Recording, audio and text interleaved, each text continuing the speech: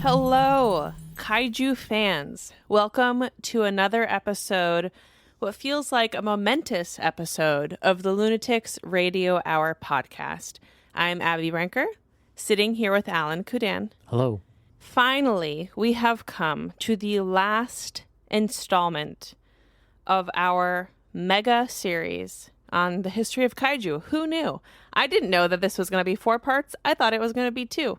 I like that you're talking like William Shatner. Well, it's a special occasion. So we have 2 Kaiju-themed stories for you guys today. I'm super excited about them. Transparently, I did write one.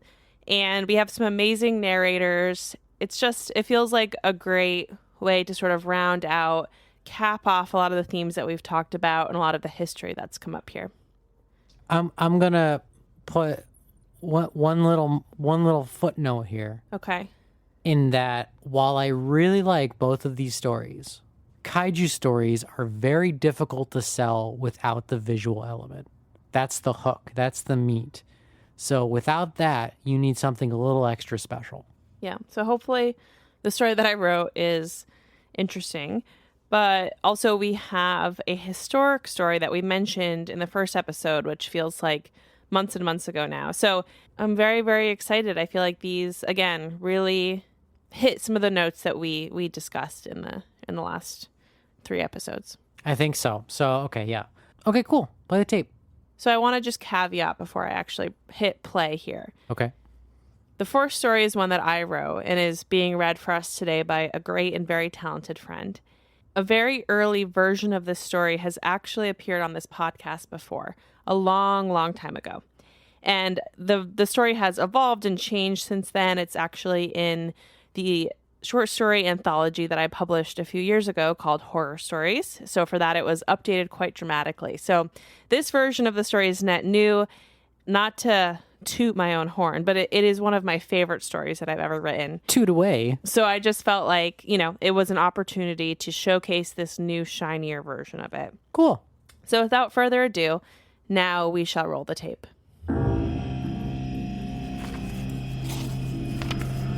The Bridge, written by Abby Brinker, read by Michael Crosa. He looked out of his apartment window. His candle was almost spent, but he was too distracted by the scene below to notice. The East River had been rising rapidly. The wind shook the window in its frame. He could feel the harsh weather in his bones. His mother was sobbing prayers from the living room. She was convinced that this was the end of the world. Maybe it was just a storm, he had told her. Their Manhattan building was one of the closest to the Brooklyn Bridge. He'd watched the bridge being built over the past 14 years since nursery school. It felt impossible that humans could create this immense structure with just their hands. It felt like one of the wonders of the world. Now, the bridge felt small, as if it could easily wash away once the storm hit. A reminder that people weren't as powerful as nature.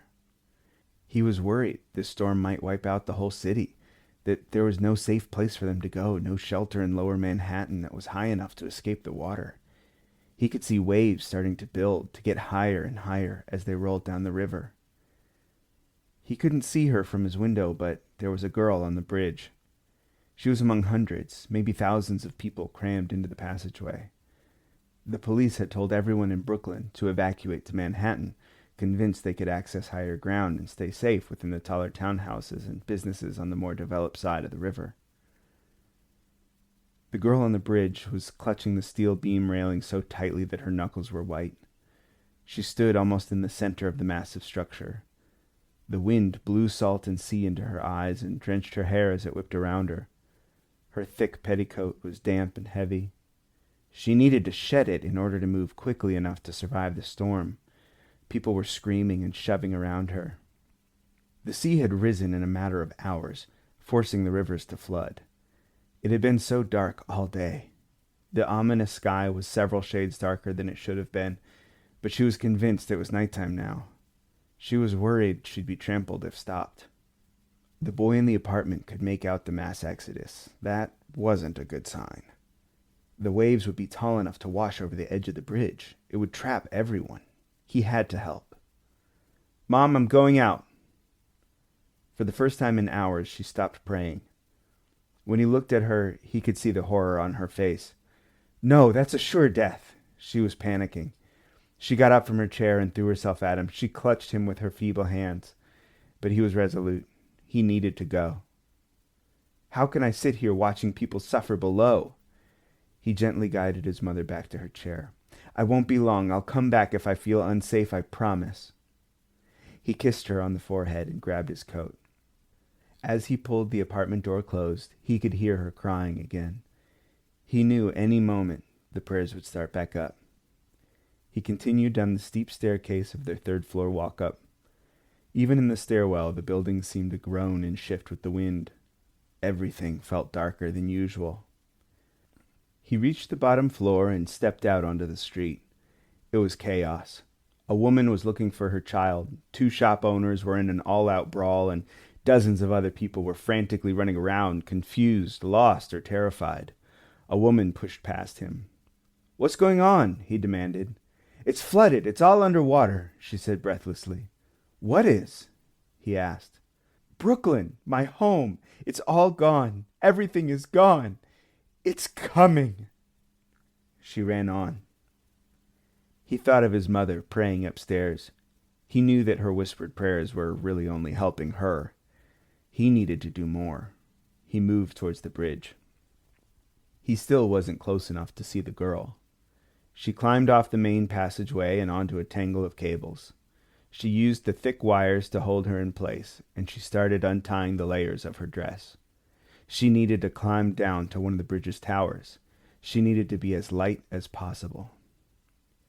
She tossed her heavy garments into the river below. No one noticed her in her underclothes. No one noticed anything. They were all too scared, too focused on their own fates. She knew it wasn't likely that she'd even survive the journey down, but she needed to try. There had been rumors. Secret rooms and tunnels were built into the towers of the bridge. The workers had added an escape system in case the bridge collapsed during construction, some sort of safe room. She took a deep breath as she started to descend down a rope ladder. She was almost 300 feet above the water below. Hey! She looked up. There was a boy above her. What are you doing? He yelled. He had seen her go over the edge and rushed over, worried that she'd jumped. She continued her descent silently. There was no use in explaining the rumors or secret tunnels to him. No use in talking to him at all. It was just slowing her down. The waves were getting bigger. Hey, you're going to fall, he frantically persisted. Maybe, she shouted back. She was annoyed that he was still lingering. She wanted him to go away. Where are you going? He yelled again. Her annoyance turned to anger. She didn't want a mass of people to catch on and ruin her chances at survival. I'm looking for shelter, she shouted, overcompensating as the wind carried away her words. You're insane! You need to get off there now! The waves are getting higher! It was getting hard to see her through the rain that was pounding down between them. She continued to descend. He was distracting her. Suddenly, the rope ladder went taut. She looked up to see his heavy boots above her head. Get off! She screamed. You're going to kill yourself! He said, and she thought she could hear genuine concern in his voice. She paused. What does it matter to you? Her voice was shaking from anger. She didn't care about his charity. He wanted to be a hero, but she didn't need one. She kept climbing down. Her fingers hurt from the wet, splintered rope. Her body shook from the freezing wind and rain. She was convinced that this was it either way. Even if she did find some secret shelter in the bridge, would she be able to get in? Would she get there in time? Her foot found a stone beneath her. She looked down. She had made it to some sort of landing. She decided to give her hands a break and stumbled into the alcove. The boy followed her seconds later. Is this the shelter? He looked around, underwhelmed. There was less wind here. They lowered their voices. No, absolutely not. She wanted to throw him over the edge. Well, where is it? I don't know, she shouted, raising her voice again. this time not because of the wind. "Oh, good. We climbed all the way down here, and you're not sure." Now he sounded frustrated, too. "I didn't ask you to follow me. In fact, I remember explicitly asking you not to." She looked out at the river. The chaos around them was truly beautiful. The water raged below. She knew there was a huge city to her left, but all was dark. Lights and sounds flickered on her right. She looked down. The water seemed to be receding. "Look!" she yelled at the boy. "Do you think it's over?" The boy followed her gaze. "That doesn't make any sense." He was stunned. He thought of his mother up in their apartment. He hoped she was seeing the water line fall. He wanted her to feel safe. The storm began to calm. A hush fell over the city. Everything was still and quiet for a moment. She saw something move overhead. Her eyes followed it up. It was a wave. It was taller than anything she'd ever seen before. The tsunami blocked out the sun. The boy took her hand. She gripped his. The wave continued to grow, continued to rise towards them. It was too dark to make out the wave's exact form, but she felt it coming. The sensation of breeze hit their faces before the water crashed upon the bridge.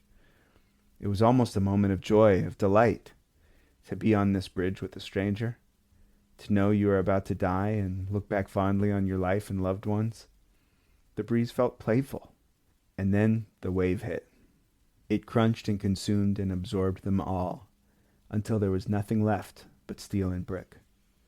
Everything else was resting peacefully below the water. Somewhere in the middle of the Atlantic, the creature was starting to wake. It had slumbered for many, many years. As it lifted each foot, it sent shockwaves rippling through the water that manifested on every coast, decimating every port town that lined the vast ocean. I love any story where the monster is just so big that it's unfathomable. Well, I really think that when I was writing this story, I had the same thought that you opened this episode with, which is that if you're going to write about a kaiju in a short story, it's going to be quite difficult to convey, right? So I think that's also part of this too. But yeah, I do like the mystery of it and the subtlety of the actual monster. It seems you went less kaiju and more eldritch abomination.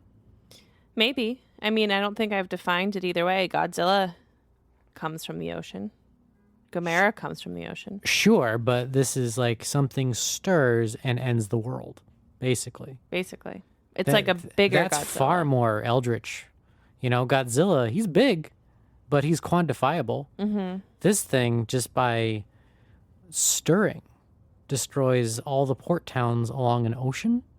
Come on, that's big. That's real big. It's huge. Bigger than your average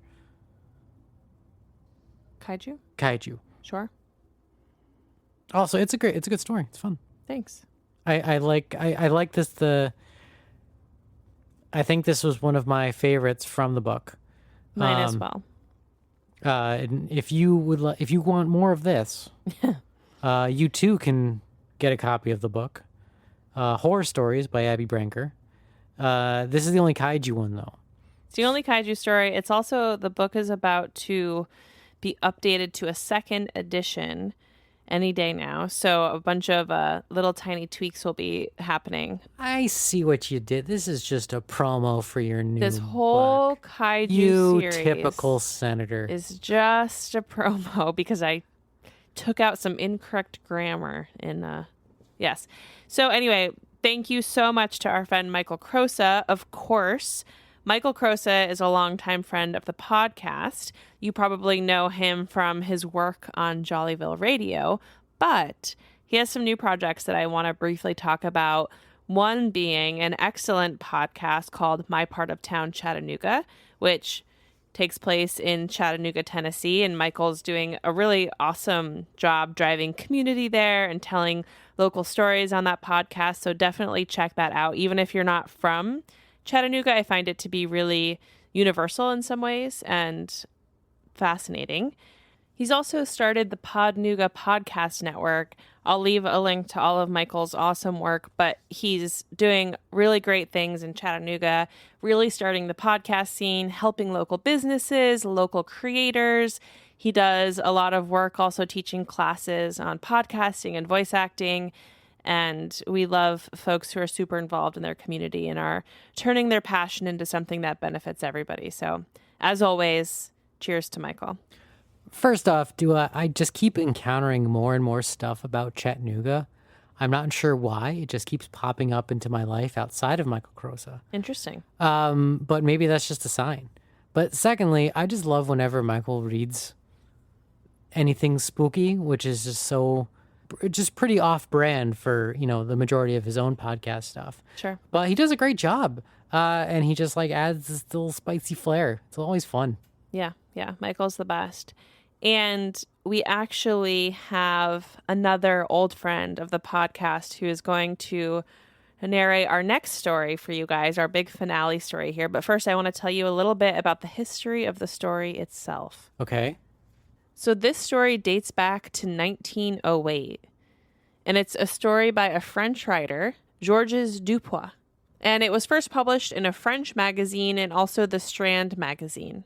We could debrief a little bit more about the content of the story after, but I will say this, that it takes place in the Yukon territory of Canada. I think in many instances too, and this is a very, very niche subgenre, but in many instances, when I've kind of researched this story, it comes up as sort of a premier example of horror based in this Yukon northern territory of Canada. Okay. So we love a specific subgenre of horror. I would say maybe even a sub-subgenre in this case. Okay. Wow. But let us play the tape here. This is our finale, our headlining story to top off our Kaiju series. That's a lot of pressure. I feel like you're going to have a lot of thoughts about not the narration, of course, of the story, which is excellent, but of the story that I picked. So I'm ready. So here we go. Get ready for a debate. The Master of Partridge Creek. Written by Georges Dupuy.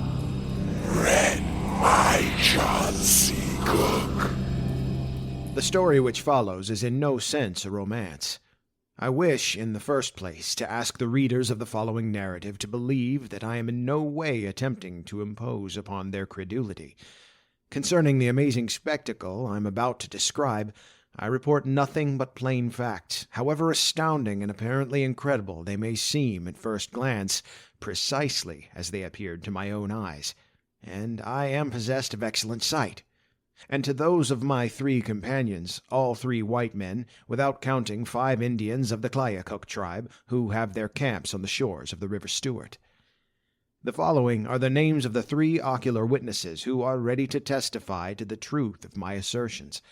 The first is my hunting companion for many years, Mr. James Lewis Butler, banker of San Francisco. The second is Mr. Tom Leymour, miner from McQuestion River, in the Yukon Territory. And lastly, the Reverend Father Lavineux, a Canadian Frenchman and missionary in the Indian village of Armstrong Creek, not far from McQuestion.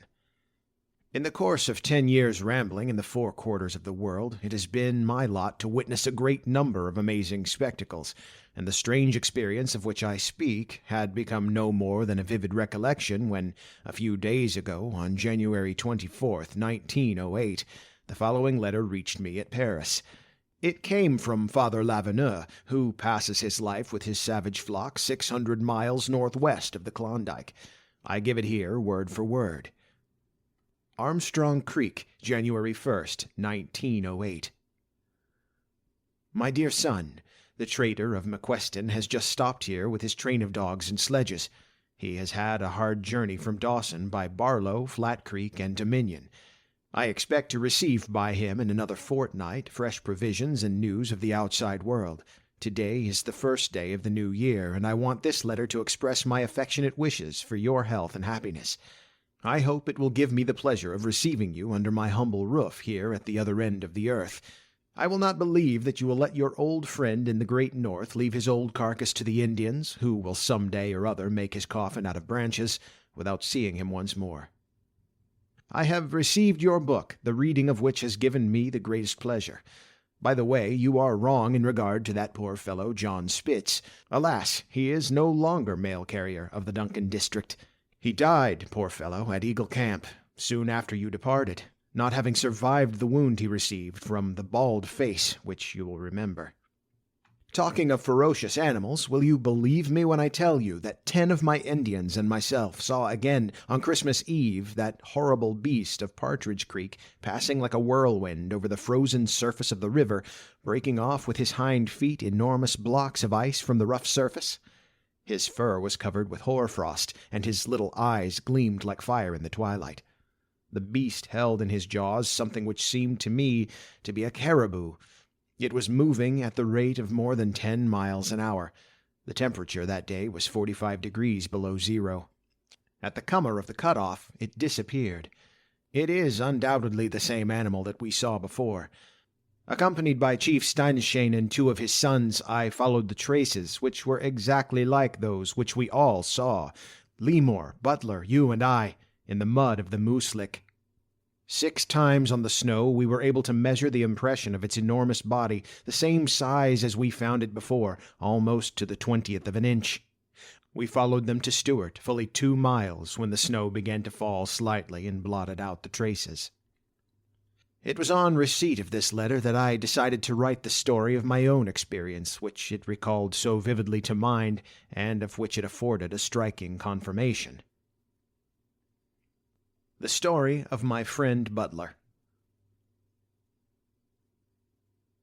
The station of McQuestern, that far-off corner of the strange country of the Yukon, where the 8 months of winter are so terrible but the short summer so marvelously beautiful, was on 4 occasions my chosen retreat during the 8 years that I have known the North.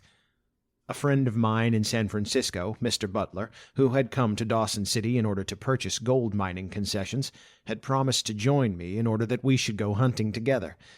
I was taking my coffee one afternoon in the veranda of Father Lavineux's cabin when all at once I heard someone whistle from the farther bank of the river. A bark canoe, paddled by 2 Indians, was coming up the river in the shadow of the trees. Butler was with them. "My dear fellow," he said, smiling as I met him, and endeavoring to hide his visible agitation, "I have something very strange to tell you. Do you know that prehistoric monsters still exist?" I broke out laughing, and together we returned by the little path which led to the father's house. When Butler had taken off his muddy boots and was ensconced in a comfortable seat, he began to recount his story as follows. Leaving Gravel Lake, where I arrived on Tuesday evening, my last stage was the mouth of Clear Creek, where I knew that you would send someone to meet me. Traveling was frightfully bad, 40 miles of marshy country. At last, at nightfall, I descended a hill and had the pleasure of seeing Grant's cabin, which was lighted up. Grant was at home, and a good supper was waiting for me.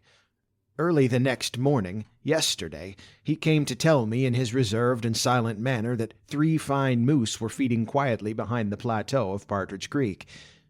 After swallowing a hasty mouthful, all 4 of us, Grant, your 2 men, and I, started out from the hut. We made a wide detour. At the top of a hill where we had hidden ourselves, all of us stretched full length on the ground, we perceived a short distance off in the valley near a moose lick 3 enormous moose moving slowly forward and quietly browsing on the moss and lichens. All at once they gave 3 simultaneous bounds, and one of the males giving vent to the striking bellow which these animals utter only when they are hunted or mortally wounded, the 3 went off at a mad gallop towards the south. What had happened? We decided to approach the spot where the animals had taken fright so suddenly. Arriving at the Moose Lick, a spot about 60 feet long and 15 wide, we saw in the mud, and almost on a level with the water of the lick, the fresh imprint of a body of a monstrous animal. Its belly had made an impression in the slime more than 2 feet deep, 30 feet long and 12 feet wide.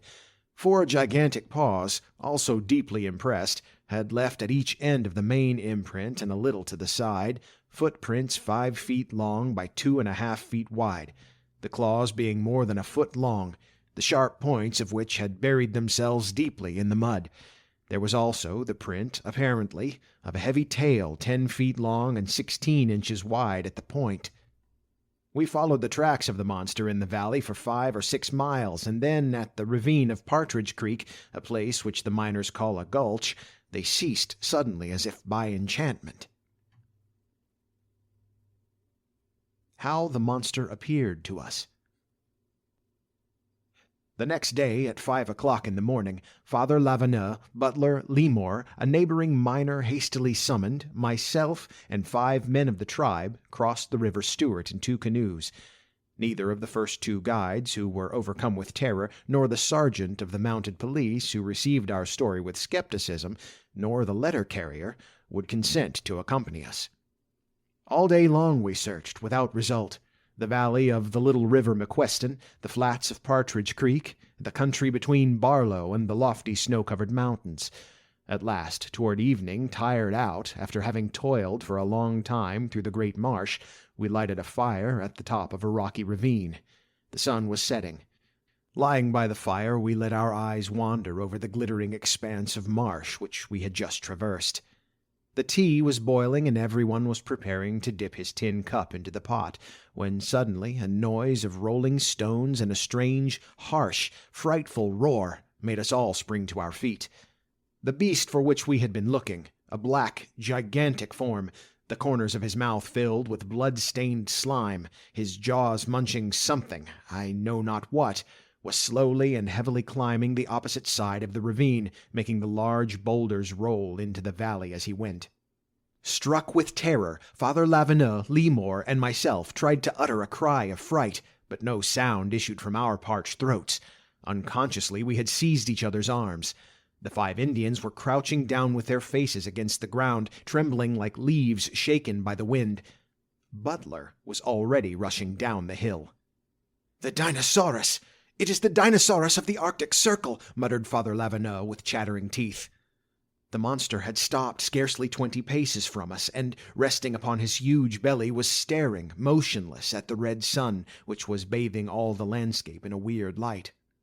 For a full 10 minutes, riveted to the spot by some strange force which we could not overcome, did we contemplate this terrible apparition. We were, however, in full possession of our senses. There was not, and never will be, in our minds the least doubt as to the reality of what we saw. It was indeed a living creature, and not an illusion which we had before us. The dinosaurus then turned his immense neck, but did not seem to see us. His withers were at least 18 feet above the ground.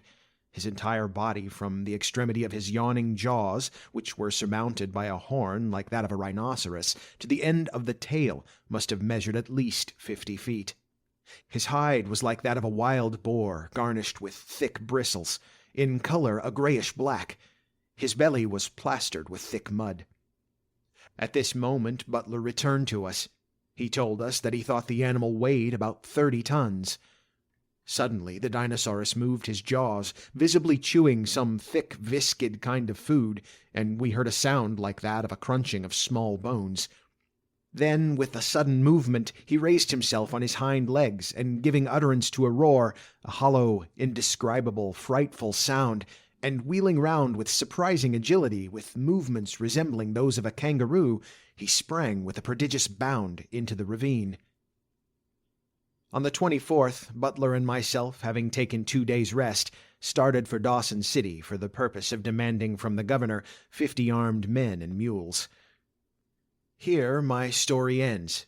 For a month we were the laughingstock of the Golden City, and the Dawson Daily Nugget published an article about me, which was at the same time flattering and satirical, entitled Arrival of Poe.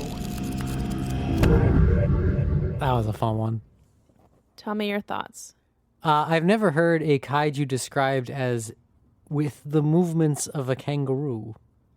To be fair, a lot of the illustrations that come with this story There's illustrations? take it very verbatim, right? The idea of a dinosaur. So it's, I think most folks believe that it's more of a dinosaur than that of a kaiju. But listen, it's very hard to find public domain It's very hard to find public domain kaiju stories because they simply don't exist. So this is close, and some people think of this as sort of a predecessor to the idea of a kaiju, story, film, et cetera, et cetera. What year was this from? 1908. Oh, that's right. This is an old one. Yet it still checked a lot of the boxes that you see with modern films. Yeah. One thought that went into my selecting of this story is that it has this tie-in to the frozen ice. I can kind of see like this idea of like a dinosaur thawing out. And I think we see that theme with a lot of kaiju, that they wake up, right? Or they're very, very old in the same way that dinosaurs are. And then something happens where they come back to life, that sort of thing. Well, yeah. They predate humanity. I was about to say there's only 2, and I'm like, no, there's only 3. I think there's only 4 kaiju origins. They came from outer space. They wake up because they have been dormant for millennia. They are manufactured by humanity.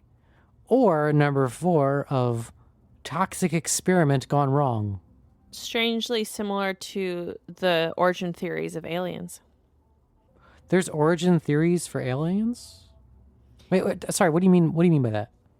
Well, obviously, people believe aliens come from a different planet, right? That's like 101. But there's also a lot of theories about the fact that they've been here longer than us, or they live in the oceans, or they come from Earth, right? And they've just kind of decided to shapeshift, or to fit in or whatever. Like, there's a lot of different sort of conspiracy theories out there. Got it. It's actually a plot point in the Kaiju manga I was reading of Kaiju number 8, of how Kaiju have some, like the super advanced ones, have the ability to shapeshift into normal humans.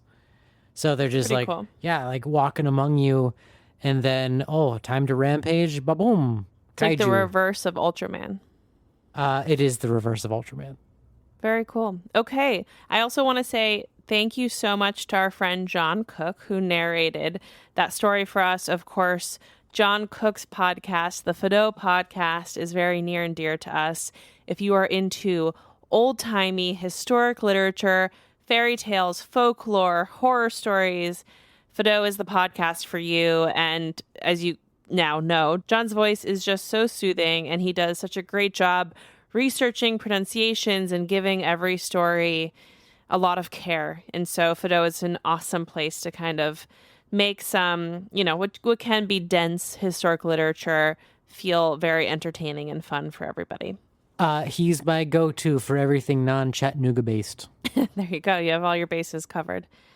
You guys, we have made it to the end of our mega epic series on the history of kaiju. Again, we had no idea that it was going to turn into this, very in-depth series. You can still go to lunaticsproject.com, click on merch, and get your kaiju-themed merch.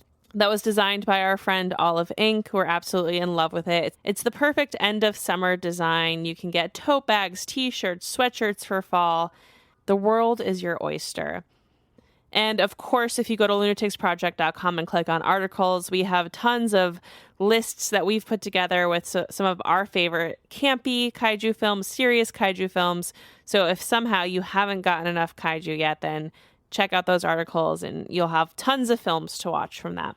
I was just thinking we could this series could go on forever. There's just so much to talk about. There have been some calls on our Discord, Alan, for you to start a spin-off kaiju-themed podcast under the Lunatics umbrella. I refuse. Okay, I would support you if you did it. Maybe I'll do it. Thank you guys so much for being here. Stay spooky, and we will talk to you very soon. It's almost October. Can't wait. Until then, be well. Bye. Bye.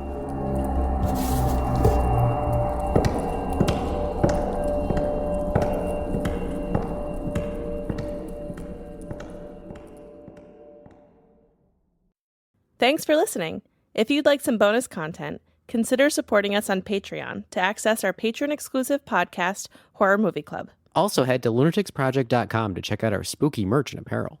You can find us at Lunatics Project on Twitter and TikTok, and The Lunatics Project on Instagram and YouTube, where you'll find our short horror films, cemetery tours, and so much more. And please rate and review. A little feedback goes a long way to help us grow and get more content out there. Our cover art is by Pilar Kep, and musical bumpers are by Michaela Papa and Jordan Moser.